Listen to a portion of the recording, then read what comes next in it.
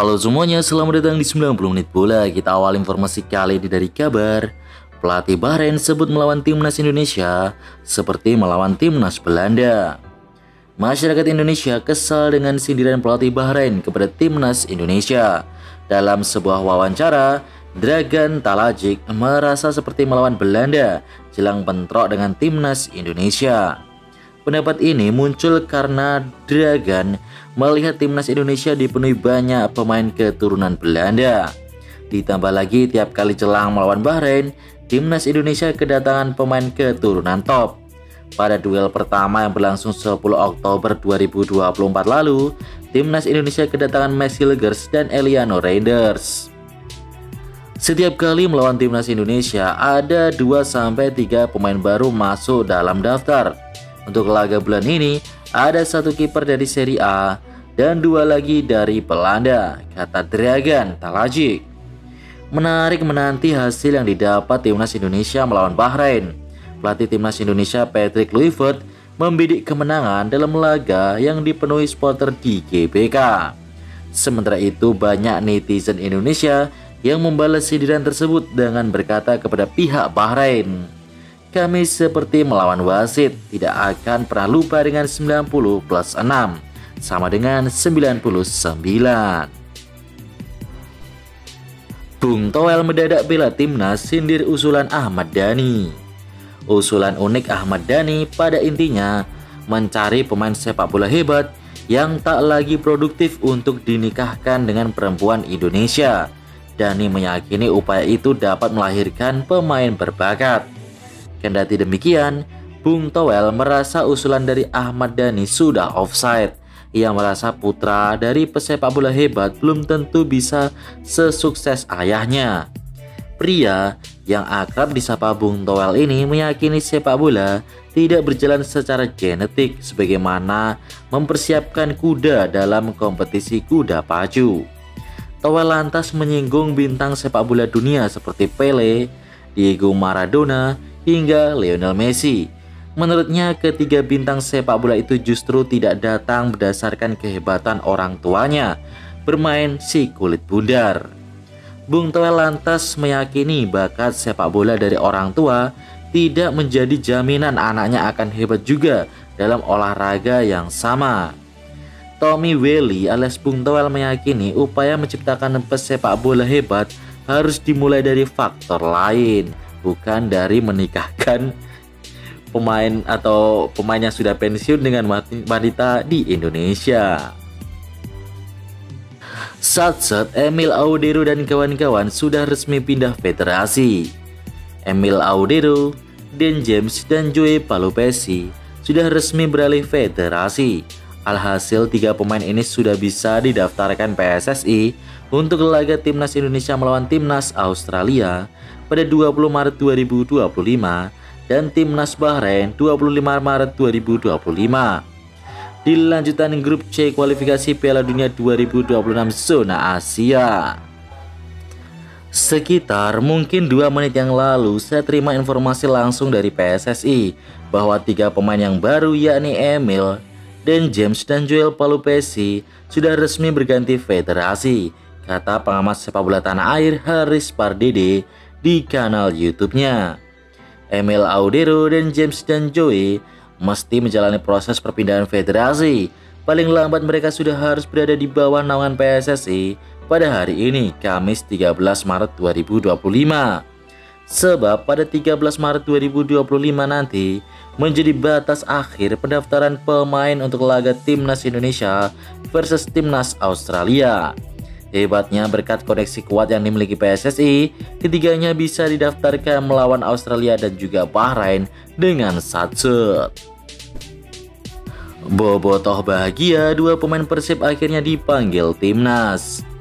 Bobotoh akhirnya sedikit bernapas lega setelah 2 pemain Persib Bandung mendapat panggilan ke tim nasional untuk FIFA Matchday. Meskipun bukan ke timnas Indonesia, kabar ini tetap menjadi angin segar bagi para pendukung Maung Bandung yang selama ini merasa klub kesayangannya kurang mendapatkan perhatian dari timnas Indonesia. Salah satu pemain yang mendapat panggilan adalah kiper utama Persib, Kevin Ray Mendoza. kiper berdarah Filipina Denmark ini dipanggil untuk memperkuat timnas Filipina dalam babak kualifikasi Piala Asia. Kabar ini dikonfirmasi melalui unggahan akun Instagram resmi Persib Bandung. Selain Kevin Rey Mendoza, satu lagi pemain Persib yang mendapatkan panggilan timnas adalah Giovanni Castanir. Pemain naturalisasi asal Kurakau tersebut dipanggil oleh timnas Kurakau untuk laga uji coba melawan klub asal Turki Antalyaspor. Meskipun Kevin Rey dan Giovanni Castanir mendapat panggilan ke tim nasional masing-masing, tetap saja belum ada nama pemain Persib yang dipanggil ke timnas Indonesia.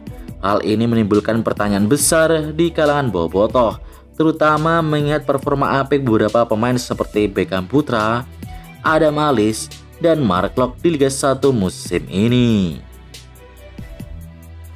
Kiper Persib Kevin Rey Mendoza liburan dulu ke Bali sebelum bela timnas Filipina.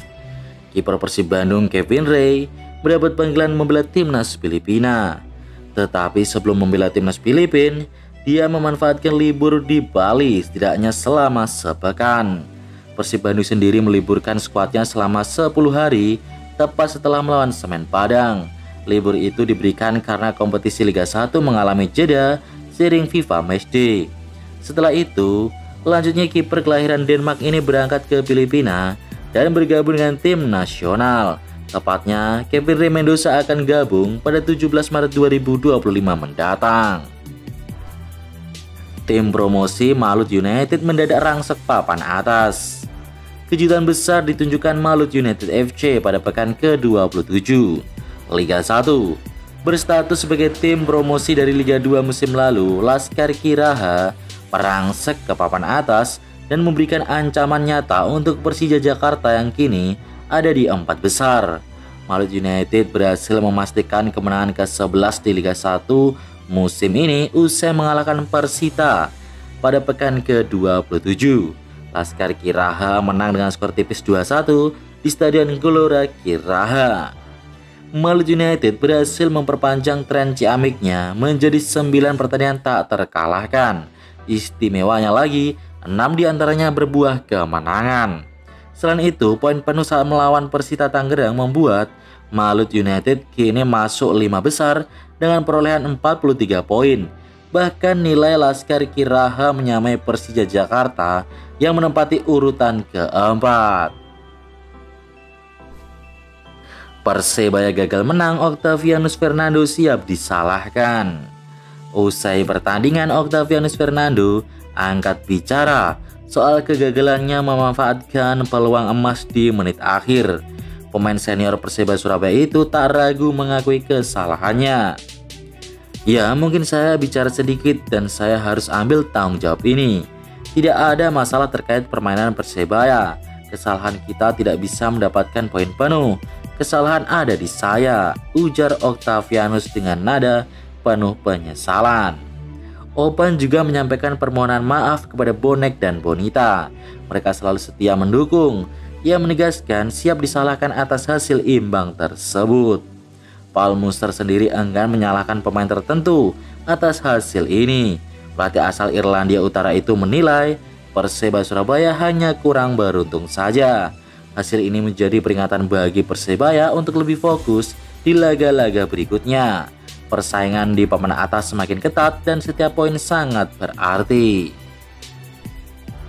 Nasib apes Persebaya seri rasa kalah ditambah 3 pemain absen versus Persija. Nasib apes kini menghampiri Persebaya Surabaya yang gagal menang secara menyakitkan saat melawan PSIS Semarang di pekan ke-27 Liga 1, di mana Bajul Ijo yang gagal mengkudeta Dewa United harus kehilangan 3 pemain saat melawan Persija Jakarta kelak. Hasil remis rasa kalah tentu menggagalkan hat-trick kemenangan Persebaya Surabaya di bulan Ramadan ini. Sebelum dipaksa imbang oleh PSIS, Persebaya sempat mengalahkan Persib Bandung dan PSM Makassar dalam pertandingan Liga 1 yang digelar di bulan Ramadan. Namun keapesan Persebaya pasca melawan PSIS Semarang belum selesai di situ saja. Pasalnya kegagalan Persebaya untuk mendulang 3 poin di pekan ke-27 membuat Bajul Ijo gagal mengkudeta Dewa United dari peringkat kedua klasemen sementara Padahal Dewa United sempat kalah dari Borneo FC di pekan ke-27 dan bisa digeser oleh Persebaya seandainya Bajul Ijo menang atas PSIS. Apesnya Persebaya ditambah dengan 3 pemain yang akan absen karena akumulasi kartu kuning versus Persija. Ketiga pemain Persebaya Surabaya yang harus absen dari laga melawan Persija tersebut adalah Francisco Rivera yang merupakan pemain andalan, Dejan Tumbas serta Arif Catur Pamungkas. Gustavo Almeida kapok kena kartu merah dan merugikan Persija. Gustavo Almeida mengaku bahwa ia bakal belajar dari kesalahannya mendapatkan kartu merah langsung saat timnya takluk dari Arema FC di pekan ke-26 Liga 1. Gustavo Almeida memang harus mandi lebih cepat usai diganjar kartu merah di menit ke-36 karena melakukan tackle keras kepada pemain Arema FC Pablo Oliveira. Kartu merah tersebut menambah beban Persija karena sebelumnya mereka sudah kehilangan Maicet Gajos yang juga mendapatkan kartu merah. Alhasil bermain hanya dengan 9 pemain bikin Persija tidak bisa berbuat banyak. Tim berjuluk Macan Kemayoran itu takluk dengan skor 1-3. Pertama, saya ingin mengucapkan permintaan maaf untuk semua pemain dan supporter. Kedua, saya meminta maaf kepada Pablo atas insiden yang terjadi. Saya tidak pernah bermaksud untuk menyakiti lawan, ucap Gustavo dalam situs resmi Persija. Kini, pemain asal Brazil ini berjanji akan belajar banyak dari insiden itu. Ambisi berkontribusi lebih besar untuk tim masih konsisten membara. Arema FC mode hemat lagi-lagi tanpa penonton. Arema FC akan menghadapi Barito Putra di lanjutan BRI Liga 1 di Stadion Supriyadi Kota Blitar pada Kamis 13 Maret 2025. Manajemen memutuskan pertandingan tanpa supporter. Pengumuman tersebut disampaikan akun Instagram resmi klub. Dukung dari rumah, Singoedan akan selalu berjuang sepenuh jiwa untuk umat, tulis akun resmi klub dikutip. Keputusan menggelar pertandingan tanpa supporter ini sudah dilakukan manajemen Arema FC di 2 laga kandang terakhir. Bukan karena terkena denda dari Komdis PSSI, melainkan ada alasan lain. Pihak klub memilih tanpa penonton untuk menghemat pengeluaran. Manajemen bisa memangkas pembiayaan seperti keamanan, panitia penyelenggara, officer pertandingan, match steward, brigade, hingga ground handling. Highlight BRI Liga 1 dan klasemen sementara. Asik, Arema kembali menang. Arema berhasil mengalahkan Barito Putra dan skornya 4-2. Keren nih Arema, setiap main golnya pasti banyak.